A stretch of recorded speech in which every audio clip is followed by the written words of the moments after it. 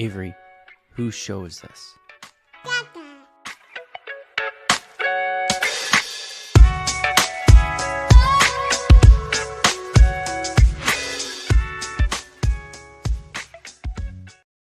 And we're live. Welcome, everybody, here to the Lakers Lounge podcast. I am Anthony Irwin, senior Lakers insider for Clutch Points, joined on this fine Sunday afternoon, my time, late morning, his time, as we get ready for for a championship weekend here in the NFL. We're squeezing in this show before everybody collectively roots for the Buffalo Bills and all that good stuff.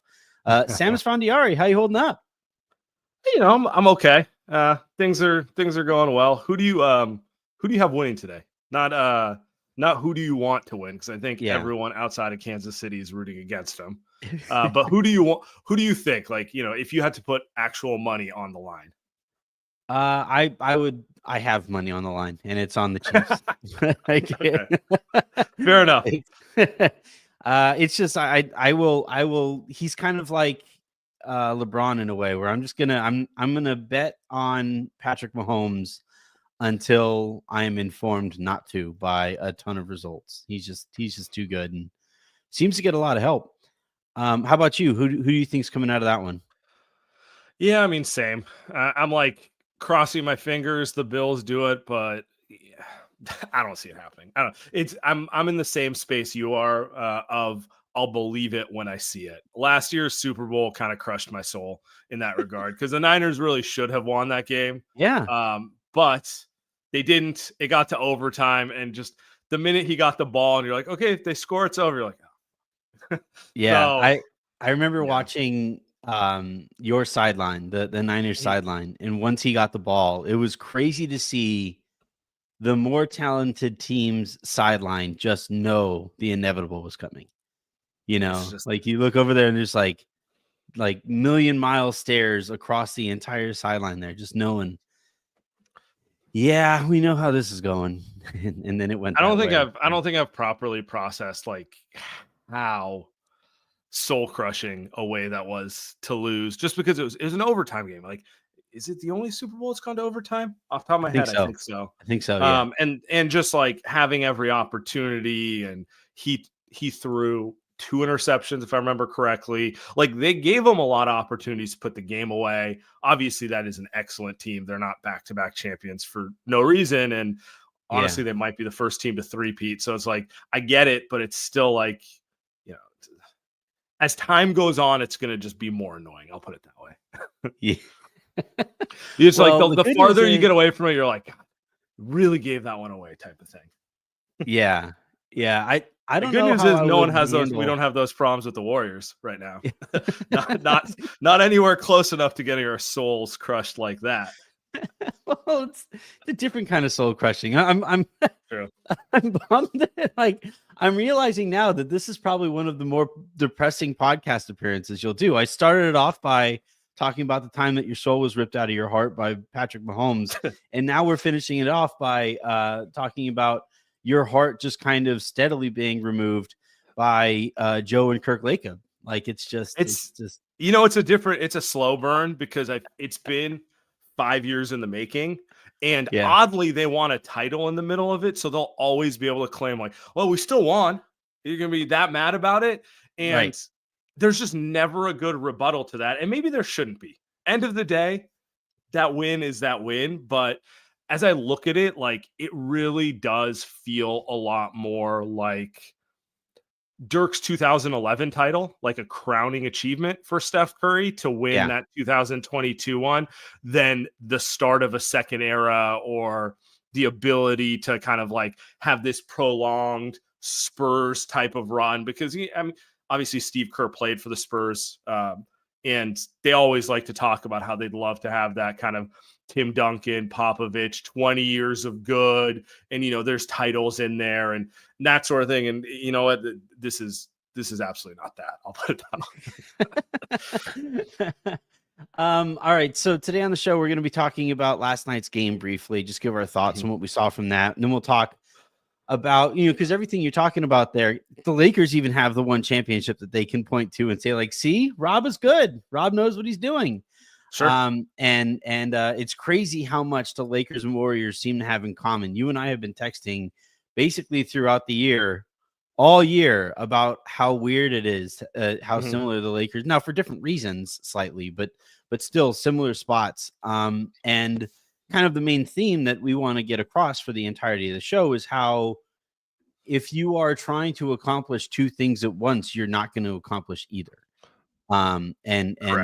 We'll get where we'll see where that takes us, and if we arrive at that conclusion. Quick reminder, please do hit that subscribe button wherever you guys are watching. If you guys are on Twitter, head on over to youtube.com/@LakersLounge to find the show there. And then if you guys are listening to this in the morning via podcast, hit that subscribe button everywhere that you get your podcasts, specifically on Odyssey, because I'm a company man. All right, let's go ahead and dive on in though, and talk about last night's game, because do we have to? It's interesting. It was interesting in a couple of regards. In the Lakers case, it was interesting because the guy that needs to be traded if they want to make the improvements that I think everybody wants them to make is Rui Hachimura. He didn't play in it. And like I said on last night's show, and I tweeted it out last night as well, the last thing you want to do if you're a player who could potentially be on the trade block or is already on the trade block is like offer up a nice free reminder to the team that might trade you that they would be fine without you.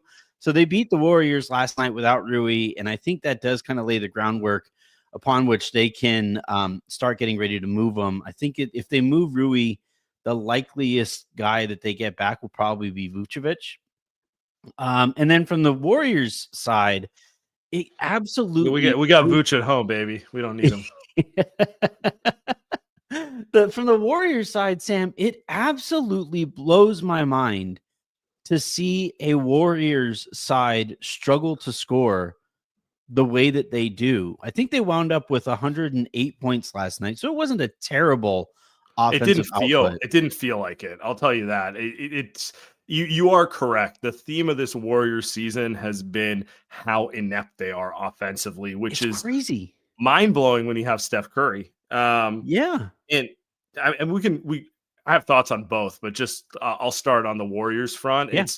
It's really an accumulation of over betting on their young guys who have never truly progressed. And yes, Kuminga didn't play yesterday, and for better or worse, he is one of their better offensive players. Yeah. Yes, Draymond didn't play yesterday, and he's a good Laker fans would tell me it wouldn't have mattered. AD would have gone off. I'm like, maybe, but I'm telling you right now, he would have done better than Trace Jackson Davis and Quentin Post. It's not about him shutting down AD. It's about the difference in quality of defense. And putting that all aside, but it doesn't change the fact that this Warriors team has probably the least amount of offensive talent of any team that's not outright tanking. You could say Portland or teams like that, but we know they're playing for 3 years down the road. You're just looking at this team, and their second best shot creator is Dennis Schroeder. I like Schroeder. He is kind of on a good team, an eighth man wild card type of guy, not a we're counting on you to be Steph's 1B closing type of guy. Yeah. And that's kind of a good summation. So it's people will love to argue oh, Steve Kerr needs to change the system. Oh, they need to do this. And I'm just saying, it's just rearranging deck chairs on the Titanic. There's no move to be made with this roster that's going to turn Buddy Hield into 2016 Klay Thompson. There's no move on this roster that's going to, turn Dennis Schroeder into someone he's not.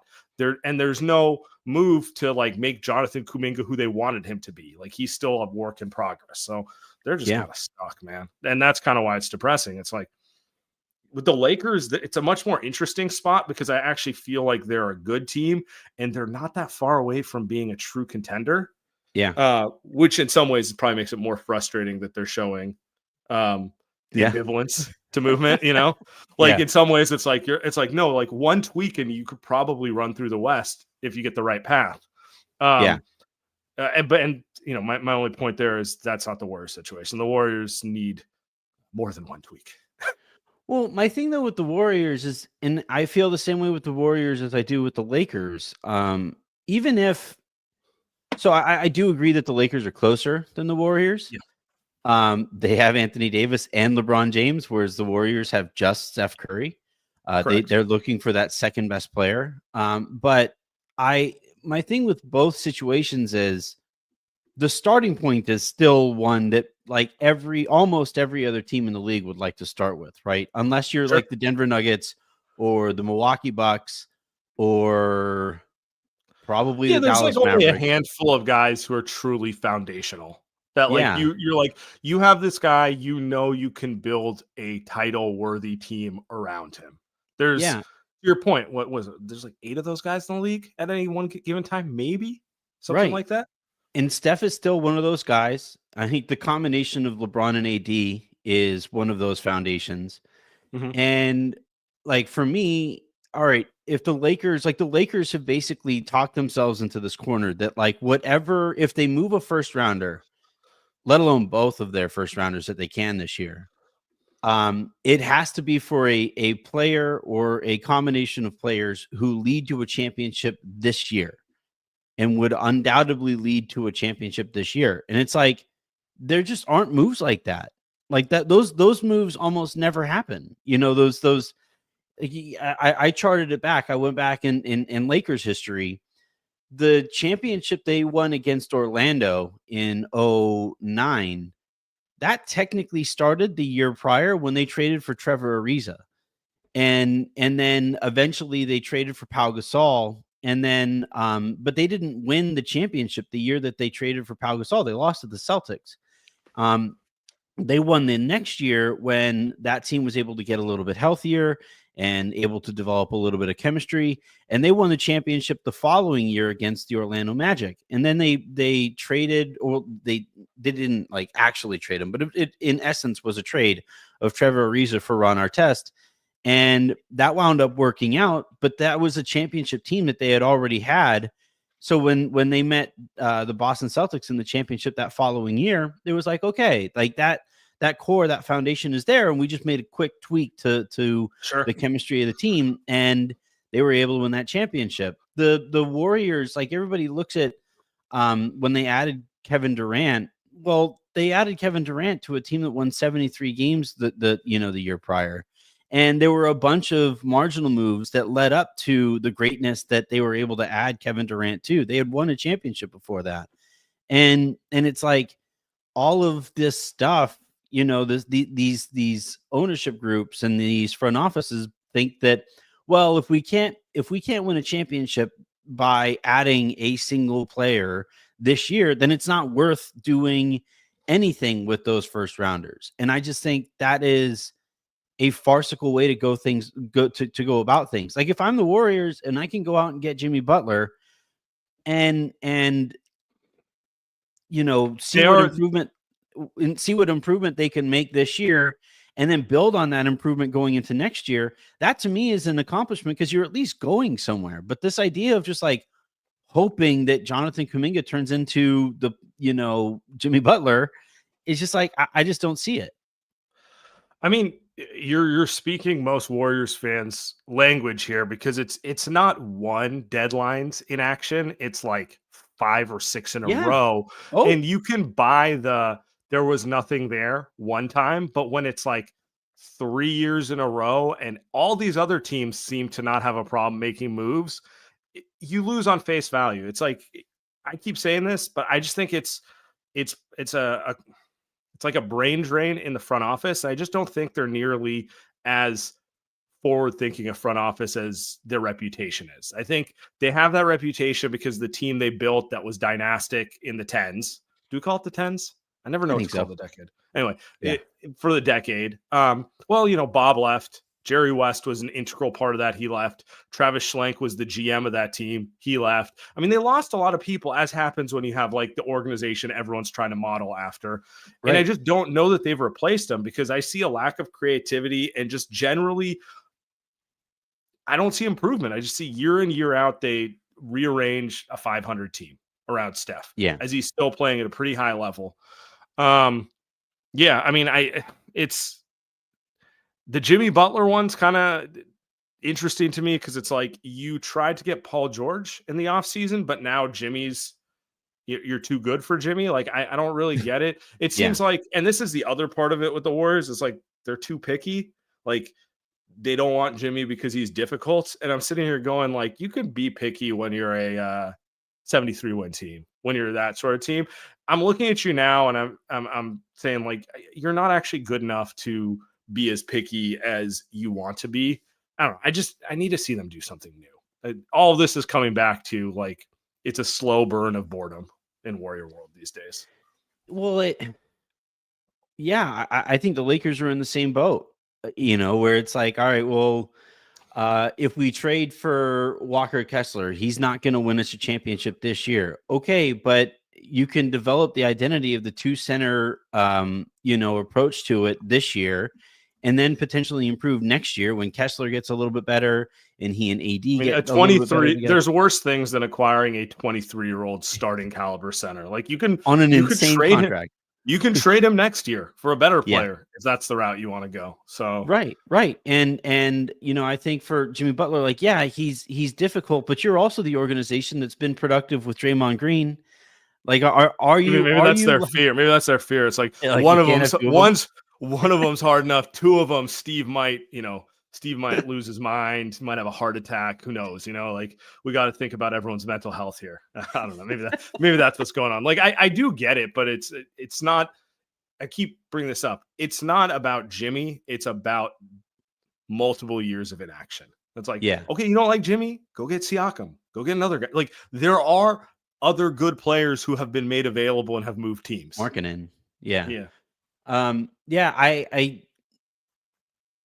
the other thing too, I'm curious how you're doing about, so the one, I think, major difference between the Lakers and the Warriors is you have two stars and we have one. Like, that's a kind of massive one in my opinion. All right. Maybe the second big difference there is how those stars are going about applying pressure to the front office, where LeBron, they are and opposite AD, approaches. Yeah, LeBron and AD. LeBron has no problem leaking or just flat out saying, this team has zero margin for error. Funny. Yeah. Yeah. And then Anthony Davis, for the first time, I've, as even dating back to his time with the Pelicans, like, he was always kind of reluctant to step out onto that ledge, or step out onto that limb. This is the first time that he really used his organizational power and presence to be like, hey, we need a center. I am done playing as much center as you guys. Like, he is just playing center now. He wants to be able to mix that in with a little bit more power forward minutes. I'm still skeptical of how that looks, but it's still interesting to see he and LeBron going about it the way that they do. Whereas, like, Steph is telling people, hey, hop off the trade machine. Just leave it alone. Let us figure it out. And that, Sam, I'm not kidding. If I was a Warriors fan, that would have been the final gaslight to my, like, to any level of sanity. Like, I would have had. I don't need to watch Buddy Hield figure it out, buddy. It's no, that quote is aging poorly because it's Steph and because he is the preeminent franchise icon. He's never going to get the criticism that if another player on the roster said it, if Andrew Wiggins said it, people are like, what the fuck are you talking about? But, like, because it's Steph, he can kind of get away with it. But with that said, it's like, it's kind of an eye roll, and it's aging poorly because they played one, maybe two good games after it. And then it was back to the same old malaise because the reality is they just don't have enough talent. Like, you can only do so many things. You can adjust the scheme only so many times. You can't make players who they aren't, per se. So, but to your point, I was actually discussing this with Andy on our post-game show last night. By the way, Light Years is the show that Sam and Andy do. It's, for my money, one of the absolute best, not just Warriors podcasts out there, but like team-centric podcasts and shows and communities. That. Really cool stuff. So we were talking about, I was thinking about it, and I keep coming back to this point. Like, LeBron has taken he's very direct about what he wants. He leverages his power. He knows how powerful he is, and he's not afraid to call out his front office. Sometimes it's passive aggressive, sometimes it's direct, like recently. Aggressive. Steph takes the opposite approach. He tries to play behind the scenes, be kind of the good company guy. Kind of be a little more the traditional route in which what we're used to with the NBA. And what I'm coming to realize is I don't think it matters. I think it only matters in so much as how competent your front office is. All that pressure LeBron has put on Rob Pelinka and the Lakers, what has it amounted to? Yeah. Wasting And his prime for 3 years now. all that playing good soldier that Steph's doing, where he doesn't, he talks about it in-house. He doesn't go to the media and say, what is Joe and Mike doing? What has that amounted to? Nothing. Yeah. So, it's fun. It's good fodder. And sometimes they give us phenomenal quotes like Twitter fingers and, we have no margin for error. But until they have full control of making the trades, and they don't because they're not the executive and the owner of the team, I don't think it really matters, to be honest. I think it's the organization, It's also, I think it's important to point out here, both organizations understand they have ultimate leverage in this because Steph doesn't want to go anywhere. He doesn't want to play for any other team. And LeBron doesn't want to go anywhere. He wants to retire a Laker. And both organizations know, like, hey, you can apply whatever pressure you want. You could say whatever you want. Now, what's interesting here is Anthony Davis, I think he really likes being a Laker. And I think he would like to retire as a Laker. But I think it's a little different with him. He could still go somewhere else and have productive years somewhere else. He's still young enough. That's why they're like so interested in getting a center now. It's like, well, we got to listen to AD here. But like, what do you do with like the ultimate leverage that the Warriors and the Lakers have over Steph and LeBron respectively? I mean, I think both organizations would tell you if you get them off record, they don't want to appear desperate publicly because they don't want to have to overpay. And let's see what happens come late, was it February 6th? Let's see what happens. And the flip side of that is I get that, but they haven't built up a bunch of equity with their fans. With recent actions the last few years. So I completely get your perspective. I mean, your perspective essentially mirrors my perspective with the Warriors, where it's like, I get all that, but you haven't actually given me anything the last couple of years, which makes me trust your blind faith. I've seen deadline after deadline pass where you've done nothing, and other teams have made moves that were quite attainable for you that did not cost, 5 first-round picks or something that you guys just kind of like sat on your hands and let happen and didn't do. Well, and they can continue to sit on their hands there because I think at the end of the day, they both know that LeBron and AD or LeBron and Steph, like they can say what they want behind the scenes, in front of the scenes, during scenes, whatever. Like at the end of the day, neither guy is really going anywhere. And after now, here's the thing that drives me like absolutely bonkers with both organizations is that Joe Lacob has never owned the Warriors without Steph. Jeanie Buss has never been the final basketball decision maker, the final organizational basketball decision maker without LeBron James. And I think both ownerships and front offices are extremely spoiled and extremely short-sighted because they have no idea how difficult this is going to be without both of those guys. I think we don't say it publicly that often, but they're both green. They haven't. Yes. What's the quote Steve Kerr said? This is the real NBA. They haven't experienced the real NBA. They don't like really understand how bad it can be. They don't understand why they should kind of cherish it more on a day-to-day level than thinking so far down the line. So I do think that's part of it for sure. They'll both tell you they've been around the game forever and blah, blah, blah, and all sort of stuff. But the reality is, Joe took over a team with Steph. They caught lightning in a bottle. He hasn't had to draft a franchise. He hasn't had a team without a franchise guy, basically. That's like the big thing. It's like where you're like, I don't know what direction we're going in. Like we're a rudderless ship. We're looking for our direction type of thing. So yeah, I think it's going to be really, and that's why I get so frustrated with both parties here because you aren't. I would, and I say this to my audience because there are a lot of Lakers fans, just like I'm sure there's a lot of Warriors fans who are like, yeah, this thing is cooked. Let's, retool and be ready for the post Steph era. I'm like, rebuild, baby. Yeah. You have no idea what that is like. I don't know how Lakers fans forgot what like that stretch between Kobe and LeBron was like. It was brutal. That was not fun. The Lakers had 3 straight number 2 picks. Yeah. And I would say they hit a B. None of them were flops. Yeah. But like, it's the reality of kind of how drafting goes. Brandon Ingram has been a good player. He's had a nice career. He's going to continue to have a nice career. But he wouldn't be I a would have, foundational guy. yeah, I would have loved if the Warriors ended up with Ingram instead of Wiseman, for example, because that's like the worst case scenario, but that's a different conversation. But yeah, to your point, nice player, has made an all-star team. If I had to bet, I bet he makes another one before he retires. So he's going to be a couple multi-time all-star, generally a very good player. But yeah, to your point, the gap between that and like the actual dudes you build around is so big. Yeah. And there's no guarantee. Everyone in their mind's like, okay, we're just going to suck this year. And then we're going to get, like the next LeBron. And then we're going to be good for 20 years. And it's like, yeah. First off, those guys come around once every 5 to 10 years. Second off, with the lottery, there's no guarantee you will be the one who lucks into them. And then like half the point, like, Steph's an icon. Nobody thought Steph was going to be that as a 7th pick. Nobody thought Giannis was going to be it as a 15th pick.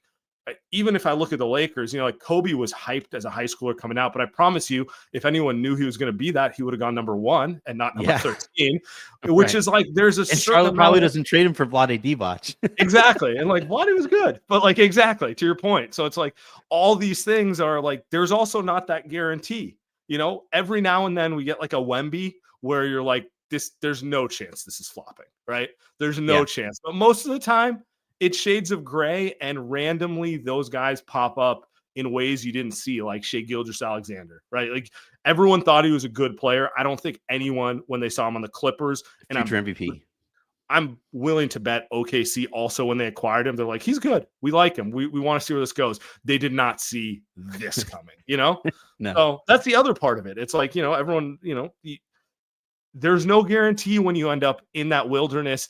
One pick's getting you out of it, and there's no guarantee of how long it's going to take you to get out of it. Yeah. By the way, between Butler and Ingram, there are guys that I think you guys could go out and get, and I think would help immediately. And that there's this really annoying thing. I've probably done 1,000 hours of tape on the 2 guys you mentioned alone, just because they've been in trade. They've been like Ingram's been in trade rumors for like 3 years. So like I feel like once every month we go back to the old should the Warriors look at Ingram episode. But the thing that like drives me nuts because the longer that you do this, the more people are interested in talking to you, and I like it. I've had probably this conversation more often than I've had any other conversation, is how like, all right, team X executive X doesn't want to trade for a player because he has a contract that extends beyond this season, or team X's executive X doesn't want to trade for player Y because that player has to get paid after the season. So it's like, all right, you don't want to pay anybody who is currently on a contract that extends beyond the season, and you also don't want to trade for a contract who's going to be a free agent. So who the hell are you looking to trade for? Everybody can't trade for Giannis. Like, what are we doing here? Apparently, that's my favorite Warrior leak. Every every year. I just saw that the other day. After we hear about how they don't think Brandon Ingram or Jimmy Butler fit their culture, what culture? We then get a leak about how Joe Lacob dreams of Giannis. I'm like, cool, dude. So did 29 other owners. I bet the Lakers would love to add Giannis to the lineup. You know what? Sacramento Kings, I'm sure they want Giannis too. Phoenix Suns, sure they take a Giannis too. Like, what are we doing here? You know what I'm saying? Like, it's just like, it's nonsensical. It's like, you might as well just start leaking like Joe Lacob is looking for the next Magic Johnson or something. Like, like we're just talking for the sake of talking. Yeah. All right. We are kind of up against it, and I want to get to some of our super comments before we go. Last topic before we get to those super comments is this notion of like trying to do 2 things at once and failing at both.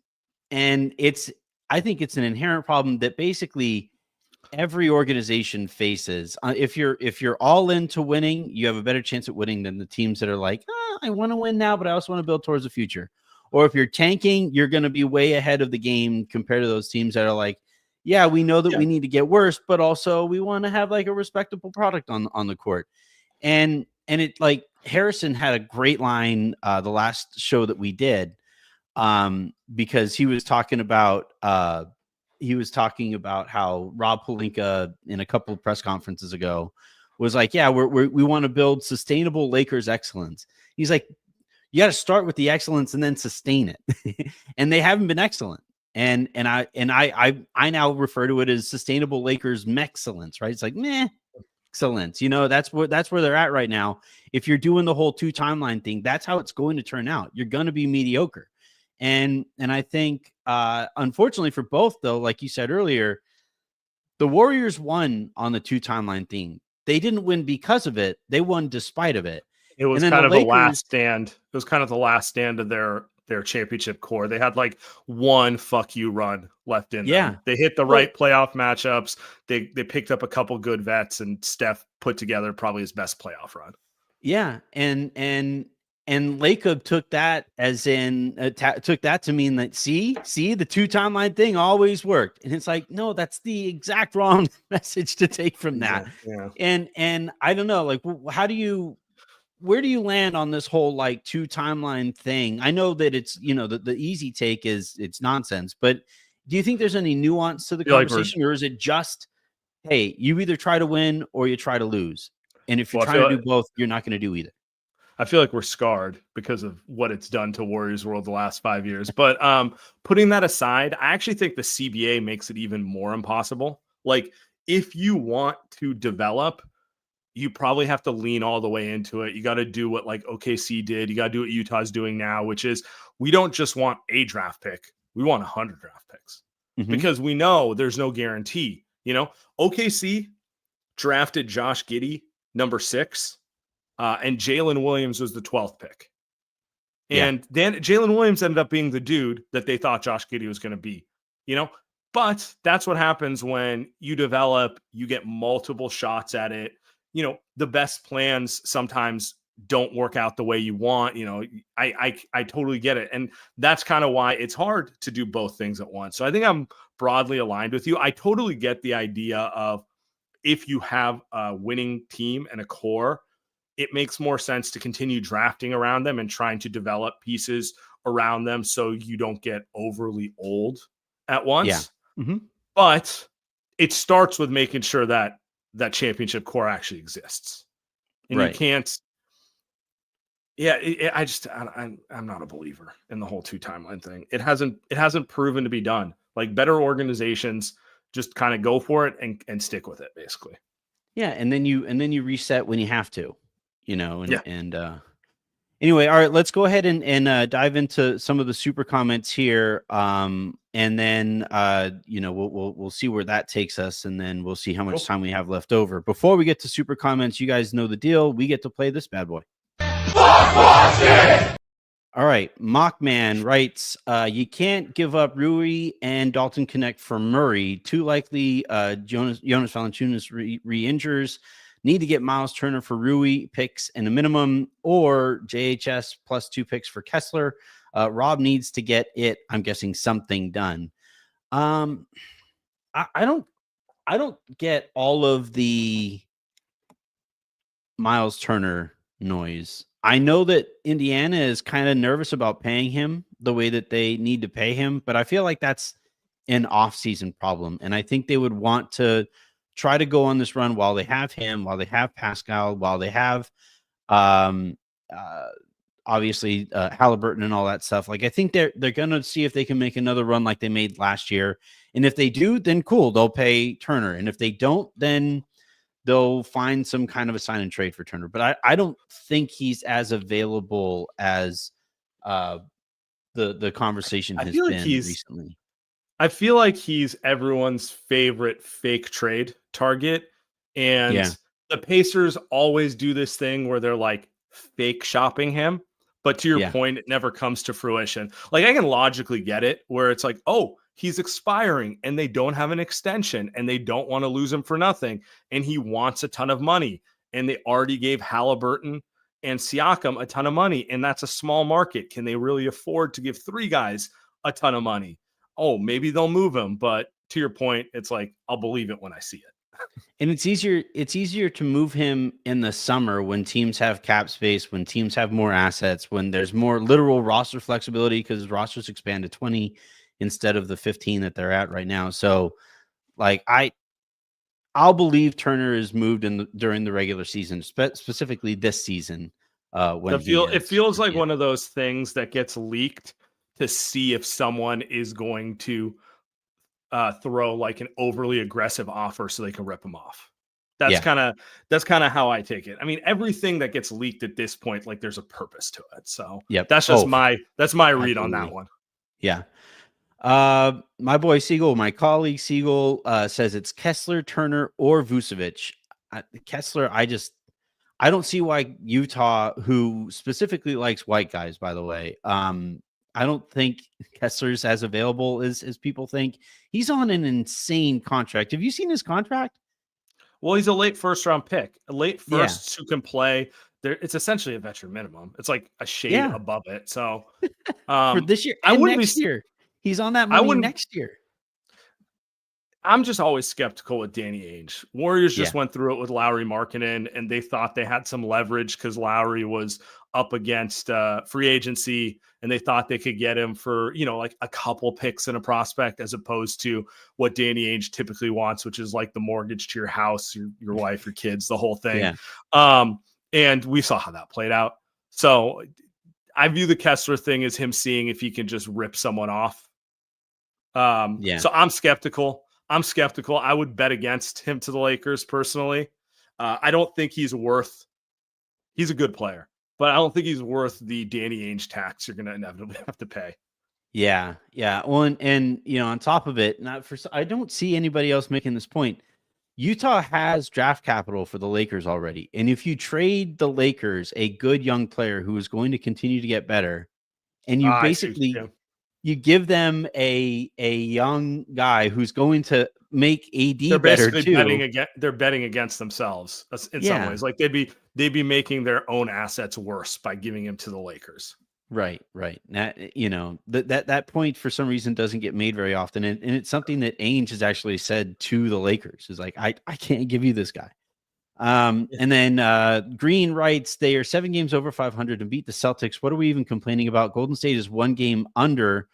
These aren't the same situations. I look, Golden State is further away from legitimate competition. My larger point here, and the other thing too, and I'm going to talk to Jason Timpf about this, I think on Wednesday, is like what these organizations owe NBA fans. You have 2 icons. I don't want to see either guy kind of retire or walk away from the game on a stretch of, multiple years of just kind of title relevance. I think irrelevance. I think that would be a real bummer for the general NBA fan.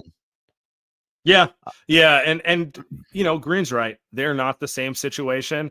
I think they're dealing with the same kind of state, though, where it feels like neither of them they're more concerned with making the wrong move than taking a risk to make the right move, is the way I would put it. The Lakers, I think, are outright one tweak away from being a legitimate contender, whereas we know the Warriors aren't that. And that in some ways that's a little more frustrating because you're looking at this, Steph looks very old these days, but LeBron is actually 40. So he is very old, so it's like, and then you have that in the back of your head where you're like, man, if you kick the can to next trade deadline, what does he look like if he's 5 to 10% worse? Cause he'll be 41, like that sort of stuff starts going through your head too. So, not the same situation, but in some ways emotionally the same situation.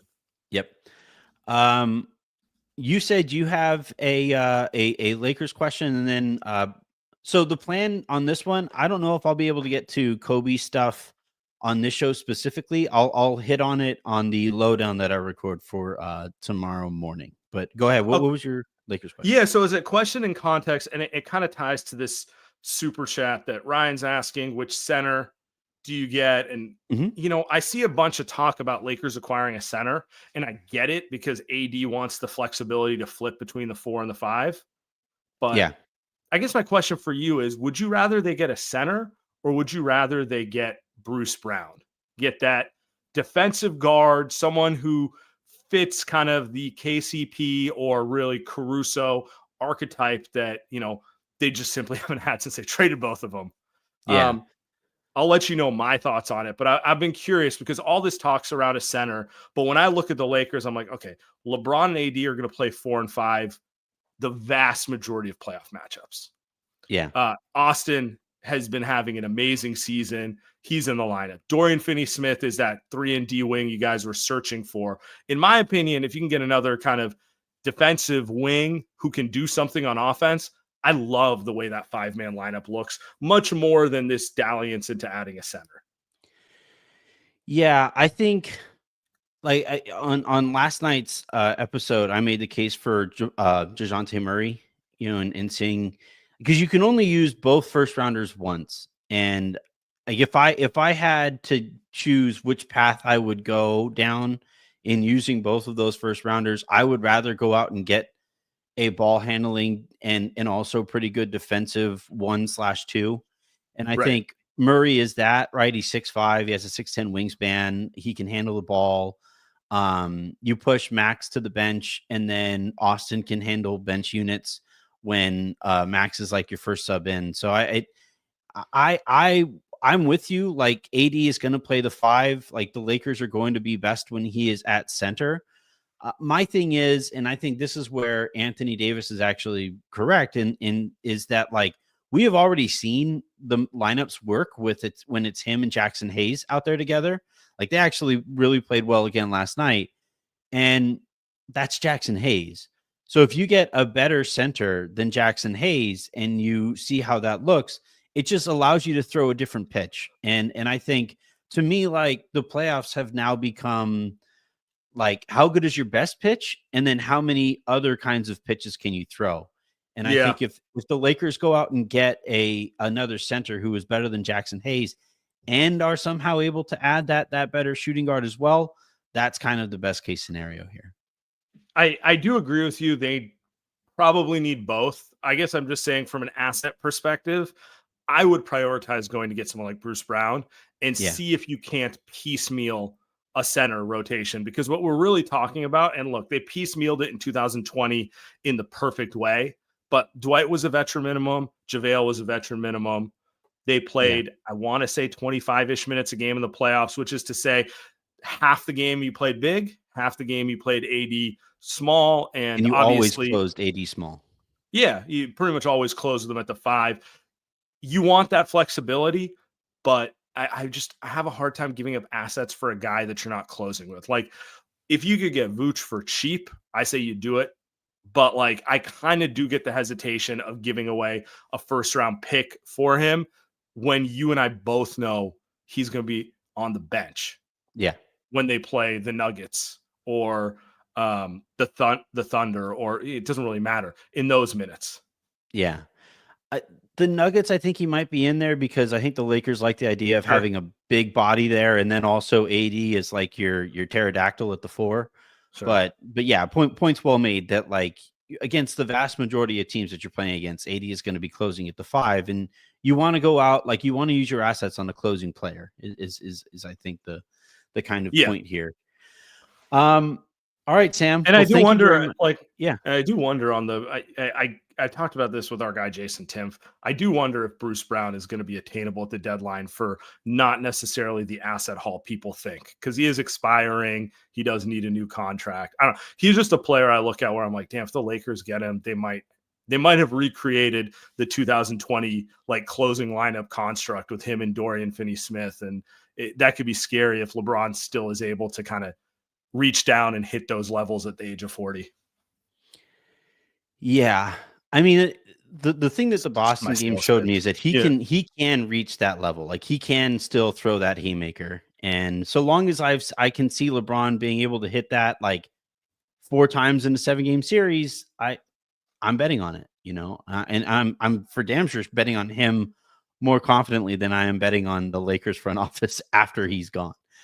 Sam, this has been an absolute blast, dude. Again, you guys got to check out his stuff over at on the Light Years pod. Their playbacks are also really fun if you want to, pop in there when the Lakers and Warriors are playing each other as well. Playback in general is actually a really cool app. I know you guys keep on asking me to figure something out and do more playback here with the lounge community. Yeah, we'll say we do have a lot of very diehard and hyperactive Laker communities. So if you are a Laker fan, I would recommend checking out playback during a Lakers game. You can find some optimistic communities, some pessimistic ones, some obscene ones, and everything in between. No shortage of ways for you to fan out. You can figure out your community. Yeah. We did get one more super comment. I'll acknowledge that one. Warriors clearly need a second star. As flawed as the Lakers are, Bron and AD covers a lot of their issues. Not sure how the Warriors get one. I think it's Ingram or Butler, but that's just me. And I don't know that either are necessarily stars, but they're certainly good enough to be the second best player on a really good team. I've seen Jimmy turn it on in the playoffs too many times to not want to go for him. I get he's older. I get in theory you would want Steph's co-star to be 6-7 years younger than him, the way the AD LeBron dynamic is. But man, sometimes beggars can't be choosers. Yeah. Let's go try something like anything. All right. Thank you everybody for tuning in. Like I said, I'll talk about Kobe and reminisce about that. Today being 5 years somehow already since his passing. We'll talk about that on the lowdown as well.